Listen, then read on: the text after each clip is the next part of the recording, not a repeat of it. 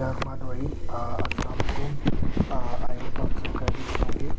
अच्छा, आज का जो हमारा नेक्स्ट लेक्चर है that is about evaluation techniques. ठीक है, इसके बारे में इसके अंदर हमने बेसिकली स्टडी करना है कि इवैल्यूएशन के मेथड कौन कौन से हैं और किसी भी इंटरफेस को या सिस्टम को हम इवैल्यूएट किन किन तरीक़ों से कर सकते हैं। तो आज इसके अंदर हमने ये चीज़ डिस्कस करना है। ठीक है, ये सर आपका कोर्स कंटेंट है इस लेक्चर का। ठीक है, सबसे पहले हम स्टडी करते हैं कि बेसिकली इवैल्यूएशन क्या चीज़ है। ठीक है, तो अगर आप डिक्शनरी मीनिंग देखें, डिक्शनरी डेफिनेशन के अकॉर्डिंग बेसिकली इवैल्यूएशन का मतलब क्या होता है, किसी चीज़ की वर्क को फाइंड आउट करना या वैल्यू को जो है ना एनालिसिस करना। ठीक है, लेट्स सपोज आपने कोई भी ऑब्जेक्ट डिज़ाइन किया, कोई भी चीज़ आपने डिज़ाइन की। ठीक है, जब तक आपको उसकी वैल्यू का पता नहीं होगा कि इसकी ओवरऑल वर्क कितनी है, ओवरऑल इसकी टोटल जो है ना वैल्यू कितनी है, तब तक उस चीज़ का कोई फ़ायदा ही नहीं है। ठीक है, तो बेसिकली क्या है इवैल्यूएशन। ठीक है, टू इस्टेब्लिश द वर्थ और वैल्यू ऑफ एनी ऑब्जेक्ट। ठीक है, अब अगर हम इसको डिस्क्रिप्शन पढ़ें इसकी, तो बेसिकली क्या है कि इवैल्यूएशन जो है बेसिकली आपकी एक सिस्टमैटिक इन्वेस्टिगेशन है जिसके अंदर आप किसी भी चीज़ का मेरिट फाइंड आउट करते हैं, किसी भी चीज़ की वर्थ आप फाइंड आउट करते हैं, या किसी भी चीज़ की आप उसकी इम्पोर्टेंस कितनी है। ठीक है, किसी भी ऑब्जेक्ट से रिलेटेड। ठीक है, तो ये जो ओवरऑल आप कैरेक्टरिस्टिक फाइंड आउट करते हैं, ओवरऑल किसी भी चीज़ के जो ओवरऑल वर्थ फाइंड आउट करते हैं किसी ऑब्जेक्ट की, इसको हम बेसिकली इवैल्यूएशन कहते हैं। उसके बाद अगर हम अकॉर्डिंग टू आप प्रोग्रामेटिकली या प्रोग्राम के अकॉर्डिंग जो आपके सिस्टम है अकॉर्डिंग टू कंप्यूटर साइंस से रिलेटेड अगर हम देखें, तो इवैल्यूएशन क्या है कि प्रोग्राम है बेसिकली। ठीक है, प्रोग्राम की इवैल्यूएशन हम किस तरह कर सकते हैं कि बेसिकली क्या है, कलेक्शन ऑफ इंफॉर्मेशन है किसी भी सिस्टम से रिलेटेड। ठीक है, जो भी एक्टिविटीज़ किसी भी सिस्टम के अंदर है, ठीक है, उससे रिलेटेड इंफॉर्मेशन कलेक्ट करना। ठीक है, वो इन्फॉर्मेशन किस चीज़ के बारे में होंगी कि उस एक्टिविटीज़ या वो जो फंक्शनैलिटी उस सिस्टम के अंदर है वो बेसिकली कैसे काम कर रही है। ठीक है, उसके अंदर क्या क्या ख़राबियाँ हैं या क्या क्या फॉल्ट्स हैं उसके अंदर, जिसको मज़ीद इम्प्रूव किया जा सकता है या मज़ीद इम्प्रूवमेंट की ज़रूरत है, ताकि वो यूज़र के यूज़ करने के लिए हम उसकी इफ़ेक्टिवनेस को इंक्रीज़ कर सकें।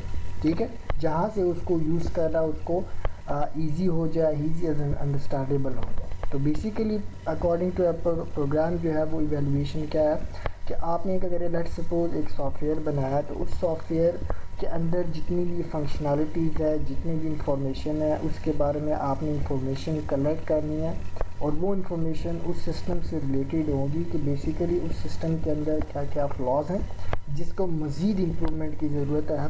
ठीक है, तो ये बेसिकली आपकी एक इवैल्यूएशन की प्रॉपरली डेफिनेशन है।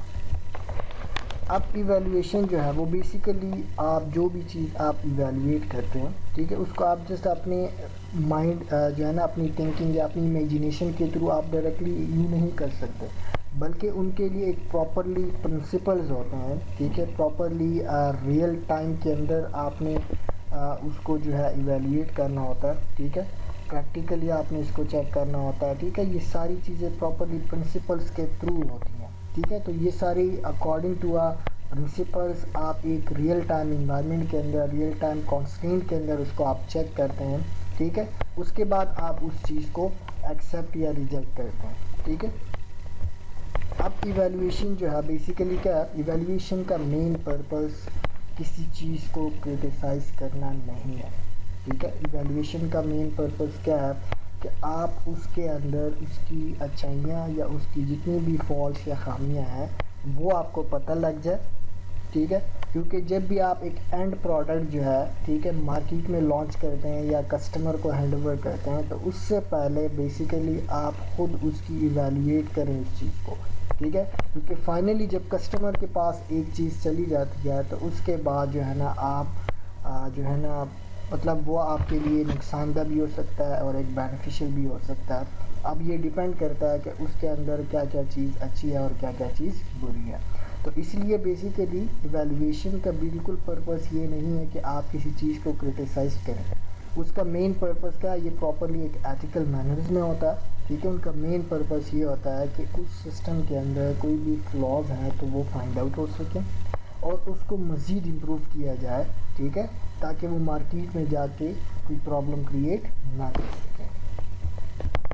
अब हमें इवैल्यूएशन जो है बेसिकली क्यों ज़रूरत होती है। इवैल्यूएशन का मेन पर्पस क्या है कि जो भी चीज़ आपने डिज़ाइन की है, ठीक है, उस डिज़ाइन को या उस सिस्टम को टेस्ट करना, ठीक है, ताकि उसकी फंक्शनैलिटी हमें इंश्योर हो जाए कि इनकी फंक्शनैलिटी बिल्कुल प्रॉपरली काम कर रही है, ठीक है। तो ये बेसिकली मेन पर्पस है इवैल्यूएशन का। अब इवैल्यूएशन हमें कब करनी चाहिए, ठीक है। मोस्टली जो इवैल्यूएशन है वो तो आपको थ्रू आउट द डिज़ाइन जो है ना लाइफ साइकिल की, ठीक है, उसके अंदर इवैल्यूएशन जो है वो होती रहती है, ठीक है। तो इवैल्यूएशन जो है आपको तकरीबन हर स्टेप के अंदर करनी चाहिए, ताकि आपको इनिशियली फेज़ के अंदर फ्लॉज अगर आपको फाइंड आउट हो सकते हैं तो आप उसको ईज़िली जो है ना रिमूव कर सकते हैं। लेकिन एट द एंड स्टेज के अंदर जाके जब अगर आपको फ्लॉज पता लगते हैं तो फिर उसको दोबारा से रेक्टिफाई करना या उसको दोबारा से जो है ना रिपेयर करना या उसको ठीक करना, वो एक बहुत बड़ा कॉस्टली हो जाता है इंसान के लिए। अब इवैल्यूएशन जो है बेसिकली अगर इनिशियली टेस्ट के अंदर या हर चीज़ के अंदर अलग-अलग आप करेंगे तो वो बेसिकली एक अच्छी प्रैक्टिस है, लेकिन एक कॉस्ट इफ़ेक्टिव बहुत ज़्यादा हो जाता है। प्लस दूसरी चीज़ ये है कि बहुत ज़्यादा एक्सटेंसिव हो जाता है। तो इसलिए और क्योंकि इसको हम जो है ना चेक भी जो है ना हमें एक प्रॉपरली एक जो हमारी टेक्निक्स है उनके अकॉर्डिंग हमें करनी चाहिए और जो है ना और हम करते भी हैं, ठीक है। तो उन चीज़ से पास करना या अगर आप हर फेज़ के अंदर हर एक चीज़ को डीप डिटेल में जाएंगे तो उसका एक जो है ना आप उसकी जो है ना डीमेरिट भी कह सकते हैं कि जिसमें आपके लिए बहुत ज़्यादा एक्सपेंसिव भी हो सकता है और टाइम भी हो सकता है। इसलिए हमें अपने टाइम को जो है वो भी मैनेज करना चाहिए और कोशिश करनी चाहिए कि जो सबसे ज़्यादा इम्पॉर्टेंट फंक्शनैलिटी है हम उसको ज़्यादा से ज़्यादा टेस्ट करें, जो बिल्कुल माइनर सी चीज़ है उसको हम ज़्यादा फोकस ना करें उसके ऊपर। अब इवैल्यूएशन जो है, ठीक है, वो हमारे लिए सबसे ज़्यादा ईजियर कब होता है, जब आपको इनिशियली स्टेजेस के अंदर कोई फ्लॉस जो है वो पता लग जाए, ठीक है।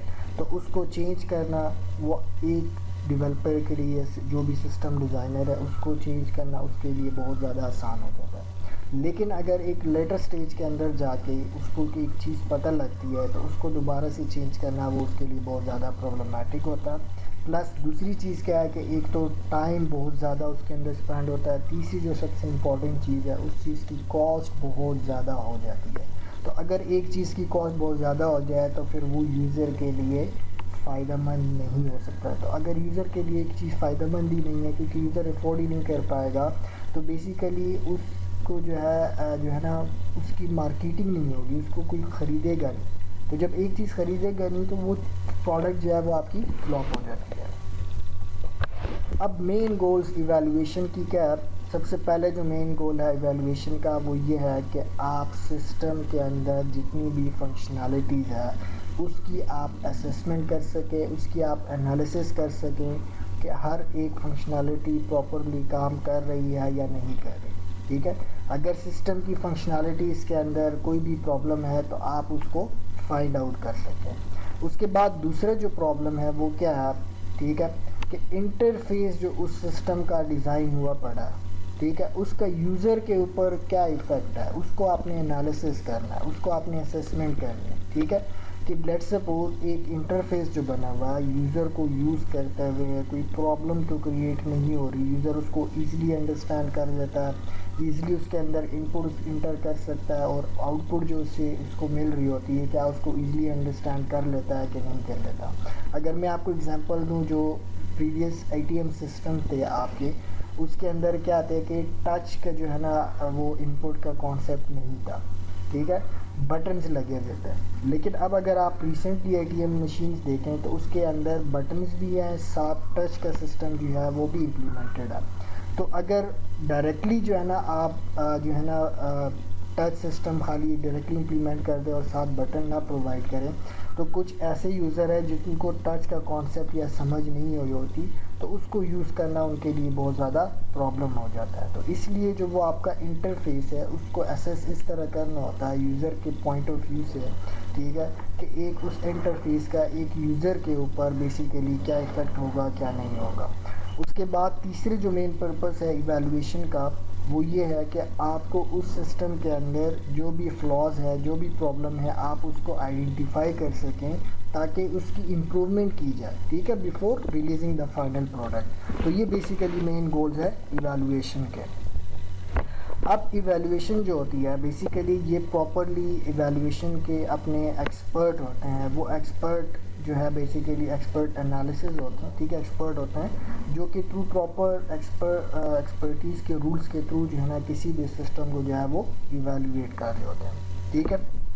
अब पहले इनिशियली इवैल्यूएशन है डिज़ाइन का, ठीक है, वो बेसिकली जो भी सिस्टम इम्प्लीमेंट करने जा रहा होता है तो इम्प्लीमेंट करने से पहले उस डिज़ाइन को जो है वो इवैल्यूएट कर रहे होते हैं, ठीक है। क्योंकि मैंने आपको बताया कि अगर इनिशियली स्टेज के अंदर कोई डिज़ाइन के अंदर फ्लॉज पता लग जाए तो उसको ठीक करना बहुत ज़्यादा ईजियर होता है और इतना कॉस्ट इफ़ेक्टिव भी नहीं होता।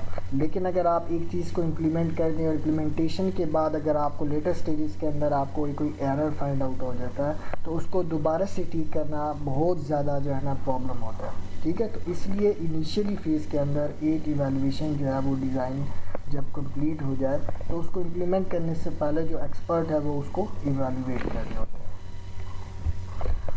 अब लेटर स्टेजेस के अंदर मैंने आपको बताया कि जिस तरह आपको जो है ना डिज़ाइन के स्टेजेस के बाद जितना देर से आपको कोई एरर पता लगेगा उतना आपके लिए कॉस्ट इफ़ेक्टिव बनता जाएगा और उसको दोबारा से रिकवर करना या उसको जो है ना रिपेयर करना वो या रेक्टिफाइड करना वो आपके लिए बहुत ज़्यादा प्रॉब्लम हो जाता है, ठीक है। तो वो बहुत ज़्यादा मुश्किल हो जाता है। जिस तरह अगर मैं आपको एग्जांपल दूँ, जापान के अंदर मित्सुबिशी जो कंपनी है, ठीक है, उन्होंने एक पेजेरो जो है वो लॉन्च की थी।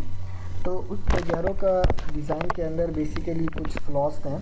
तो वो उनको कब हुई जब एक वो चीज़ उन लोगों ने इम्प्लीमेंट कर दी जो है ना ये मार्केट के अंदर उनकी पेजेरो आ गई और उसके बाद वो पेजेरो जब टनल से गुजरती थी, ठीक है, तो टनल के अंदर जब ब्रेक वो अप्लाई करती थी तो वो स्किडिंग करती थी। तो उस स्किडिंग से जो है ना वो जाके एक्सीडेंट होता था, ठीक है। तो उन लोगों ने पहले इनिशियली उन गाड़ियों को देखा, उन्होंने कहा शायद ये कोई जो है ना नेचुरल डिज़ास्टर हो सकता है। लेकिन जब कॉन्टीन्यूसली कोई 10 to 15 इस तरह की केसेस उनके पास आए तो उन लोगों ने अपने डिज़ाइन को जो है ना दोबारा से रिव्यू करना शुरू कर दिया। तो जब रिव्यू देखा तो उनके डिज़ाइन के अंदर कुछ इस तरह का फॉल्ट हुआ पड़ा था जिसकी वजह से वो चीज़ जो है वो स्किडिंग करती थी, ठीक है। तो उन लोगों ने दोबारा से तमाम गाड़ियाँ जो है ना वो मंगा ली और उसको दोबारा से वो चीज़ जो है रिकवर करना पड़ गई। लेकिन मेन उनको जो नुकसान हुआ वो क्या हुआ कि उसको वो चीज़ इतनी कॉस्ट इफ़ेक्टिव पड़ गई, ठीक है, कि मार्केट में एक नॉर्मल पर्सन के लिए बहुत ज़्यादा प्रॉब्लम हो गई, ठीक है, और उसके साथ साथ एक इंसानी जान के लिए भी जो है वो एक डिज़ास्टर की बात बन गई। तो इसलिए कोशिश ये होती है कि जितने इनिशियल डिज़ाइन के अंदर आप एक प्रॉब्लम को फाइंड आउट कर लें तो उसको ठीक करना बहुत ज़्यादा आसान हो जाता है, ठीक है, और उसकी कॉस्ट भी इतनी नहीं होती। और लेकिन जितना लेटर आपको एक एरर फाइंड आउट होता है उतना ज़्यादा आपके लिए कॉस्ट इफेक्टिव बन जाता है और प्रॉब्लमैटिक बन जाता है। अब इवैल्यूएशन जो है बेसिकली क्या है, ठीक है, इवैल्यूएशन का मेन पर्पस क्या है कि उन एरियाज़ को या उन प्रॉब्लम्स को फाइंड आउट करना है जहाँ से कोई प्रॉब्लम जो है वो क्रिएट हो रही है, ठीक है, या कोई ऐसी चीज़ जहाँ पर जो है कॉग्निटिव रूल्स को जो इग्नोर किया जा रहा है या कुछ ऐसी चीज़ है जहाँ पर प्रॉपरली कोई चीज़ काम नहीं करी। तो वो फ्लॉज या वो एरियाज़ आपने फाइंड आउट करने हैं सिस्टम में से जहाँ से कोई प्रॉब्लम जो है वो फ्यूचर के अंदर क्रिएट हो सकती है, ठीक है, या कुछ ऐसी चीज़ डिज़ाइन हुई पड़ी है जो कि रूल्स के अकॉर्डिंग नहीं है। तो अगर एक चीज़ रूल्स के अकॉर्डिंग नहीं बनी होगी, ठीक है, तो वो फ्यूचर में डेफिनेटली जाके कोई ना कोई प्रॉब्लम क्रिएट करेगी, ठीक है। तो बेसिकली इवैल्यूएशन का मेन इंटेंशन क्या है कि हमने वो वाले एरियाज़ फाइंड आउट करने हैं जहाँ से प्रॉब्लम जो है वो क्रिएट हो सकती है, ठीक है। अब इवैल्यूएशन को इवैल्यूएटिंग डिज़ाइन के लिए हमारे पास कुछ जो है ना मेथड्स हैं जिसके थ्रू आप डिज़ाइन को जो है वो इवैल्यूएट कर रहे होते हैं, ठीक है। सबसे पहले जो हमारे पास है इवैल्यूएशन डिज़ाइन वो है कॉग्निटिव वॉक थ्रू। उसके बाद दूसरा जो डिज़ाइन है वो आपका है ह्यूरिस्टिक इवैल्यूएशन। उसके बाद तीसरा जो है मॉडल बेस्ड इवैल्यूएशन और चौथा जो है वो रिव्यू बेस्ड इवैल्यूएशन।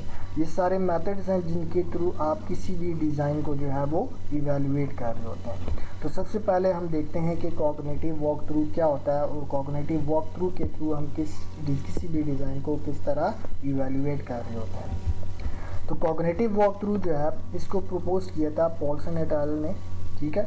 और इसका मेन पर्पस क्या था इस डिज़ाइन का या इस मेथड का कि आप किसी भी डिज़ाइन को इस तरह इवैल्यूएट करें, ठीक है, जहाँ से आपको ये पता लग जाए कि जो है ना उस सिस्टम जो है वो यूज़र को लर्निंग में सपोर्ट कर रहा है कि नहीं, ठीक है।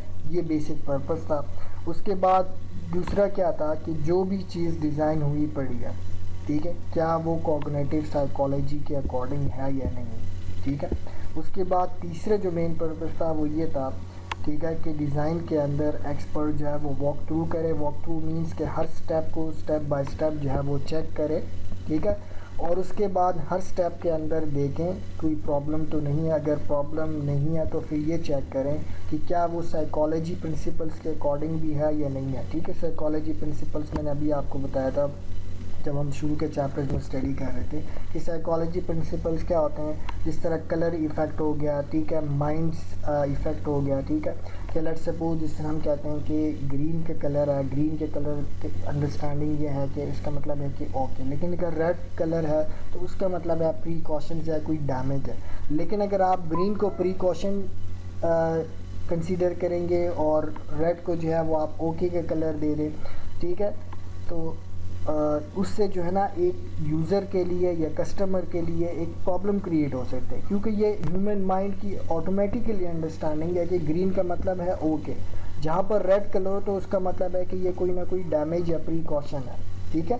लेकिन अगर एक यूज़र ने कुछ इस तरह के कलर यूज़ किए हैं, ठीक है, जहाँ उसने ग्रीन को ओके, ग्रीन को जो है वो प्रीकॉशन कह दिया और रेड को जो है उसने बेसिकली उसके अंदर फंक्शनैलिटी जो है वो ओके की कर दी, तो वहाँ पर एक प्रॉब्लम क्रिएट हो सकता है। उसके बाद इसके अंदर फॉर्म्स होने चाहिए, जहाँ से फॉर्म्स के थ्रू क्वेश्चंस होंगे जिसके थ्रू आप किसी भी सिस्टम की जो है वो एनालिसिस कर सकें। अब कॉग्निटिव वॉक थ्रू के अंदर, ठीक है, जो भी टास्क आप इवेलुएट करते हैं सिस्टम के अंदर, हर टास्क को जो है ना 3 चीज़ों से कंसीडर किया जाता है। पहला जो क्वेश्चन है वो ये है कि what impact will interaction have on user, ठीक है। यूज़र जब इस स्टेप के साथ इंटरेक्ट करेगा तो उस इंटरेक्शन से यूज़र के ऊपर क्या इम्पैक्ट पड़ेगा, ठीक है।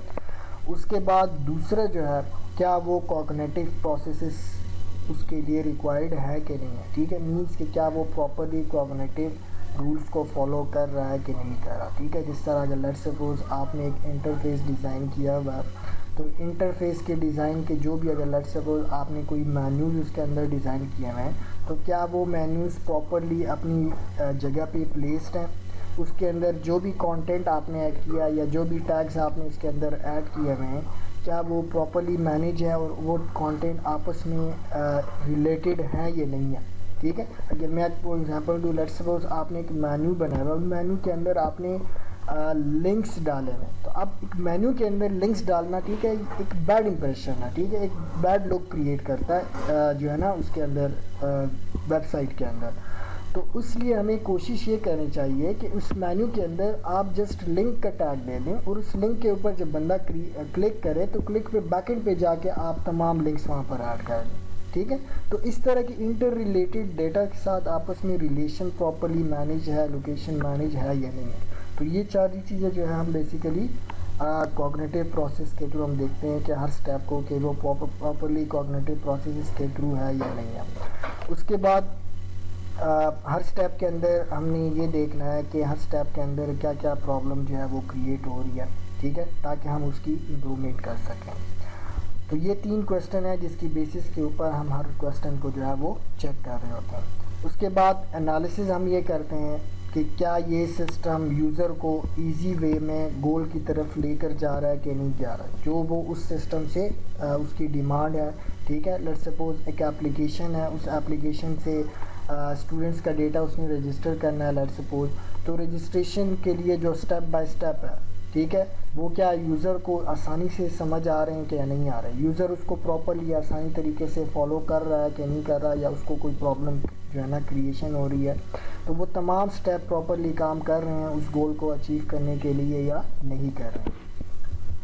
अब कॉग्निटिव वॉक थ्रू जो है, वॉक थ्रू के लिए हमें 4 चीज़ों की जो है वो ज़रूरत होती है, ठीक है। सबसे पहले जो चीज़ है वो ये है कि आपके पास एक सिस्टम, जो भी सिस्टम बना हुआ, ठीक है, जिसको इवेलुएट करना है, उस सिस्टम से रिलेटेड आपके पास ओवरऑल स्पेसिफिकेशन उस सिस्टम की होनी चाहिए, उस सिस्टम की ओवरऑल प्रोटोटाइप आपके पास होनी चाहिए, ठीक है।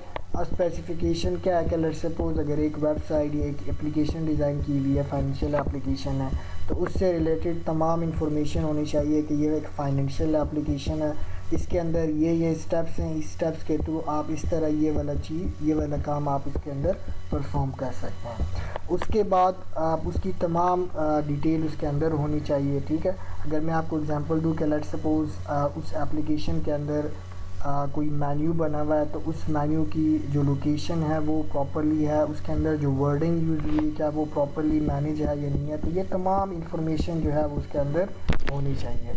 उसके बाद दूसरा स्टेप जो है कॉग्निटिव वॉक थ्रू का क्या है कि उस सिस्टम के अंदर, ठीक है, जो भी यूज़र जो है टास्क परफॉर्म करेगा, ठीक है, क्या वो यूज़र वही चाह रहा है, ठीक है, जो वो सिस्टम जो है जो यूज़र चाहता है, ठीक है, वो सिस्टम आपको वही वाला टास्क परफॉर्म कैसे करके देगा, ठीक है। तो ये सारे स्टेप जो है वो उसके अंदर होने चाहिए।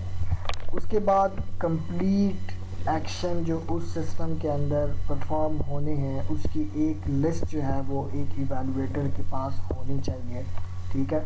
कि लेट्स सपोज एक एप्लीकेशन है, उसके अंदर 4 एक्टिविटीज़ है, ठीक है, मैं क्लिक करता हूँ फर्स्ट एक्टिविटी पे तो नेक्स्ट एक्टिविटी पे चले जाऊँगा, फिर नेक्स्ट पे क्लिक करूँ तो थर्ड पे, इस तरह सो ऑन मैं अपना गोल अचीव कर दूँगा। तो ये जो 4 के 4 एक्शन मेरे हैं, इसकी एक लिस्ट जो है वो होनी चाहिए, और उन लिस्ट के अकॉर्डिंग जो है वो इवेलुएटर जो है वो बेसिकली उस चीज़ को इवेलुएट करता है। उसके बाद लास्ट जो स्टेप है कॉग्निटिव वॉक थ्रू का वो क्या है कि एक इवेलुएटर को ये आपने बताना है कि बेसिकली इस सिस्टम के यूज़र कौन होंगे, ठीक है। उस यूज़र के अकॉर्डिंग जो है इवेलुएटर उन चीज़ को इवेलुएट करेगा, उस सिस्टम को इवेलुएट करेगा या उस इंटरफेस को वो इवेलुएट करेगा। अब कॉग्निटिव वॉक थ्रू जो है, ठीक है, इवेलुएटर जब भी किसी चीज़ को इवेलुएट करता है, ठीक है, तो इवेलुएशन के लिए वो 4 क्वेश्चन के जो है उसको आंसर करने पड़ते हैं। उन 4 क्वेश्चन की बेसिस के ऊपर वो उस स्टेप को, वो उसके एक्शन को या उस स्टेप को वो इवेलुएट कर रहा होता है। पहला स्टेप जो है वो क्या है, is the effect of the action the same is the user goal at that point, ठीक है। उसके बाद दूसरा क्वेश्चन क्या है कि will user see that action is available once user have found the correct action, will they know it is the one they need after the action is taken, will user understand the feedback get, ठीक है। अब पहला question हमने क्या कहा कि is the effect of the action the same as the user goal at that point, जो user इस पॉइंट के ऊपर एक्शन चाह रहा है क्या वो इस पॉइंट के ऊपर मौजूद है या नहीं है, ठीक है। इस तरह मैं अगर आपको एग्जांपल दूं, अगर आपने एक डॉक्यूमेंट को सेव करना है, ठीक है, तो डॉक्यूमेंट सेव करने के लिए वहाँ पर कोई ऑप्शन उसके पास है या नहीं है, ठीक है, जो जिससे वो इजी उस डॉक्यूमेंट को सेव कर सके। उसके बाद दूसरा क्वेश्चन क्या था कि will user see that the action is available, ठीक है। अगर लेट्स सपोज इस तरह मैंने आपको कहा कि उसने एक डॉक्यूमेंट को सेव करना है, ठीक है, उस पॉइंट के ऊपर, तो उस पॉइंट के ऊपर डॉक्यूमेंट सेव करने के लिए कोई इस तरह का बटन वहाँ पर अवेलेबल है जहाँ पर यूज़र को वो चीज़ विजिबल हो जाए, ठीक है। तो अगर उस तरह का कोई बटन वहाँ पर अवेलेबल है तो फिर तो ओके। अगर उस तरह के बटन यूज़र को विजिबल ही नहीं हो रहा, ठीक है, तो इट्स मीन कि उसके अंदर या उसने कोई बटन को इस तरह हाइड किया हुआ है जहाँ पर यूज़र को वो चीज़ क्लियरली विजिबल नहीं हो रही है, यूज़र को समझ नहीं आ रही। तो उस चीज़ का मतलब क्या है कि उस इंटरफेस के अंदर या उस सिस्टम के अंदर ये चीज़ फ्लॉज है जहाँ पर यूज़र को वो चीज़ क्लियरली विजिबल नहीं है। उसके बाद तीसरा क्वेश्चन क्या है, ठीक है, कि जब लेट्स सपोज अगर यूज़र ने उस बटन को क्लियरली विजिबल है, उसको समझ आ गई कि यार ये वाला बटन मैंने प्रेस करना है, तो इस बटन के प्रेस होने से मेरे जो डॉक्यूमेंट है वो सेव हो जाएगा, ठीक है। तो उसके बाद क्या है कि अगर वो उस बटन के ऊपर क्लिक कर दे, ठीक है, तो क्लिक करने से क्या उसको जो है वो एक्शन सामने विजिबल हो जाएगा कि नहीं, यार उसको एक्शन समझ आ जाएगी कि नहीं। जिस तरह लेट्स सपोज आप अगर एक डॉक्यूमेंट वर्ड के अंदर सेव करते हैं, तो जैसे आप प्रेस करते हैं सेव के ऊपर जैसे आप प्रेस करेंगे तो नीचे अगर आप देखें तो बार आपके पास इस तरह जो है ना वो फिलअप होना शुरू हो जाता है। तो वो नीचे बार आपको क्या शो कर रहा है कि आपका डॉक्यूमेंट जो है वो सेव होगा, या उसके अंदर जो भी अपडेशन आपने किया है वो चीज़ उसके अंदर अपडेट हो चुकी है। लेकिन अगर लेट्स सपोज वो बार आपको विजिबल ना होनी चाहिए, तो अगर आप उसके ऊपर प्रेसिंग करते जाएँ तो आपको क्या पता कि डॉक्यूमेंट के अंदर चेंजेस सेव हो रही है या नहीं हो रही, ठीक है। तो ये जो चीज़ है ये अगर आप के सिस्टम के अंदर होनी चाहिए। उसके बाद जब आप एक एक्शन परफॉर्म कर लें, तो उस एक्शन के परफॉर्म करने के बाद यूज़र को वो फीडबैक समझ आ रही है या नहीं आ रही। जिस तरह अगर आपने एक डॉक्यूमेंट में से कोई कट किया, ठीक है, तो कट करने के बाद यूज़र को सामने विजिबल होना चाहिए कि यार ये टेक्स्ट यहाँ से कट हो गया। अगर यूज़र को वो चीज़ विजिबल ही नहीं हो रही, ठीक है, तो इसका मतलब क्या है कि उस सिस्टम के अंदर लॉस है। अब कॉग्निटिव वॉक थ्रू क्या है, ठीक है, ये बहुत ज़्यादा इंपॉर्टेंट होता है, ठीक है।